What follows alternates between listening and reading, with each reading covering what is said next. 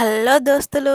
నాలా ప్రెగ్నెన్సీతో ఉన్నవాళ్ళు అండ్ ఎవరైనా షుగర్‌తో బాధపడేవాళ్ళు కంపల్సరీ దొరికితే ఎవ్రీడే జామకాయనైతే తినండి. ఎందుకంటే జామకాయలో చాలా హెల్త్ బెనిఫిట్స్ ఉంటాయి. ప్రెగ్నెన్సీలో కాన్‌స్టిపేషన్ మోషన్ ఫ్రీగా లేని వాళ్ళకు చాలా హెల్ప్ అవుతుంది. అండ్ బేబీ గ్రోత్‌కి గూడా చాలా మంచిది ఈ జామకాయలు.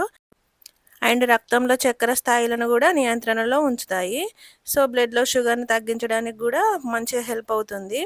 అండ్ టైప్ 2 డయాబెటీస్ అట్లుంటాయి గదండీ! కొన్ని డయాబెటీస్‌లో ప్రాబ్లమ్స్. అలాంటి వాళ్ళైతే ఈ జామాకులతోని టీ గూడా జేసుకొని తాగితే మంచి బెనిఫిట్స్ అయితే ఉంటాయి. ఇవి మంచిగా మెదడు పనితీరును గూడా పెంచుతాయి.